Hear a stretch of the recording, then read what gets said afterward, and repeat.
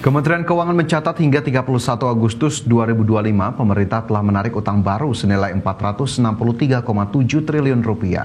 Wakil Menteri Keuangan Thomas Dwiwandono memaparkan realisasi utang pemerintah tersebut mencapai 59,8% dari target yang ditetapkan dalam APBN 2025. Selain itu, Thomas mengatakan performa lelang surat utang baru atau surat berharga negara tetap terjaga. Capaian tersebut menunjukkan bahwa permintaan investor tetap kuat dan minat asing terjaga tinggi meskipun volatilitas pasar meningkat. Adapun tahun ini, pemerintah menargetkan pembiayaan utang mencapai 775,9 triliun rupiah atau meroket dari 2024 sebesar 556,6 triliun. Pembiayaan utang sebesar 463,7 triliun atau 59,8% dari target APBN. Dan yang kedua adalah pembiayaan non-utang minus 38T atau 23,8% dari APBN. Saya lanjutkan dengan pasar SBN dari segi domestik. Lanjut. Dari segi pasar SBN, di pasar perdana, APBN 2026 ini sudah disahkan begitu oleh DPR dan ini kita lihat begitu semoga bisa menjadi tenaga baru atau motor bagi pendorong perekonomian nasional karena memang APBN ini sendiri dengan berbagai pos-pos yang ada, Vin, ya, mencakup sejumlah hal, sejumlah sisi di mana pembelanjaan negara ini juga menjadi salah satu hal yang penting, sementara insentif ataupun stimulus juga harus diberikan untuk kemudian mendorong konsumsi masyarakat. Jadi APBN ini sendiri tidak bisa berdiri sendiri tapi memang menjadi bagian penting dalam mendorong perekonomian di tahun 2026. Iya, benar sekali Fajar. Semoga saja dengan anggaran ini bisa mendorong visi misi dari Indonesia sendiri dan juga mendorong ekonomi masyarakat tentunya. Pemirsa, rapat paripurna DPR kelima mengesahkan undang-undang tentang APBN tahun anggaran 2026. Ya, Ketua Badan Anggaran DPR RI Said Abdullah menegaskan APBN 2026 ini akan menjadi senjata fiskal dalam rangka memerangi kemiskinan dan menghadapi tantangan ke depannya. Rapat paripurna DPR kelima mengesahkan undang-undang tentang APBN tahun anggaran 2026.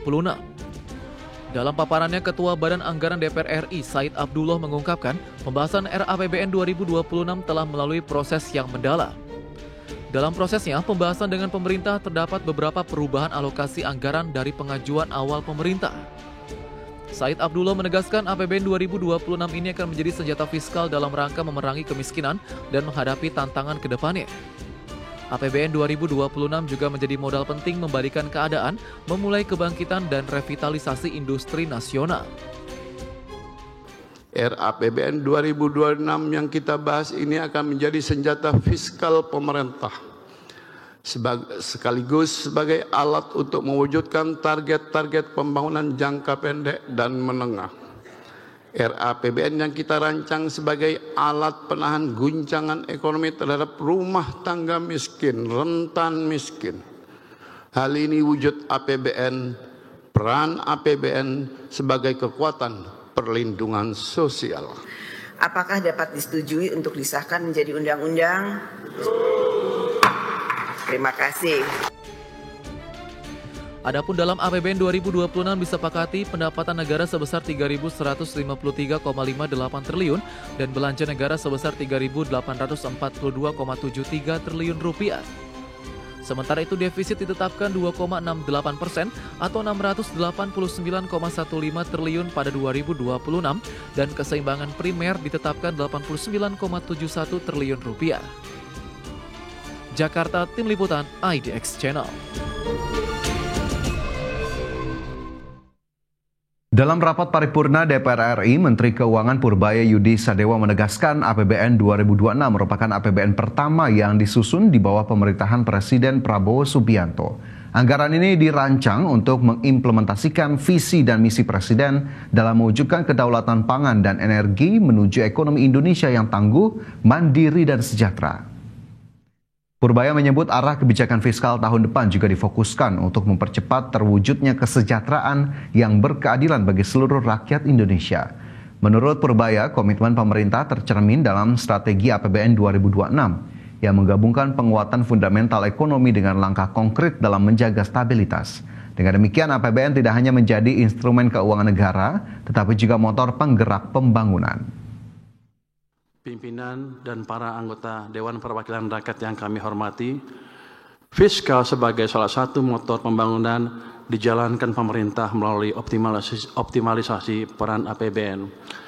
APBN 2026 difokuskan pada 8 agenda prioritas yang meliputi 1. Kegiatan pangan, ketahanan energi, makanan bergizi gratis, pendidikan bermutu, kesehatan berkualitas, pembangunan desa, koperasi dan UMKM, pertahanan semesta, serta akselerasi investasi dan perdagangan global.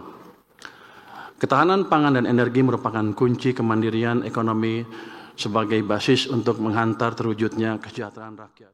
Rapat paripurna DPR kelima mengesahkan Undang-Undang tentang APBN tahun anggaran 2026.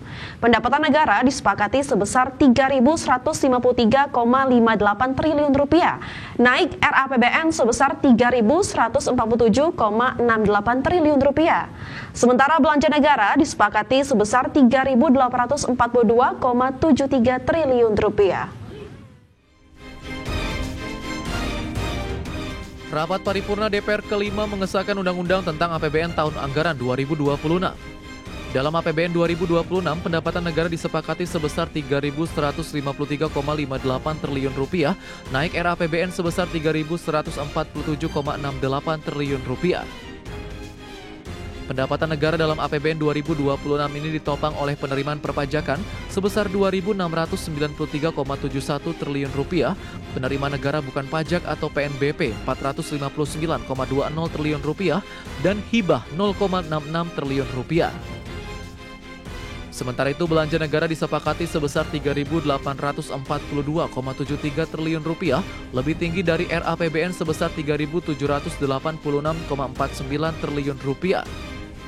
Sementara itu, defisit ditetapkan 2,68% atau Rp689,15 triliun pada 2026 dan keseimbangan primer ditetapkan Rp89,71 triliun. Pertumbuhan ekonomi dalam APBN 2026 ditetapkan sebesar 5,4%, inflasi 2,5%, nilai tukar rupiah sebesar 16.500 per dolar Amerika, tingkat suku bunga SBN 10 tahun 6,9%, sementara harga minyak mentah ditetapkan sebesar 70 dolar Amerika Serikat per barel. Lifting minyak sebesar 610.000 barel per hari dan lifting gas 984.000 barel per hari.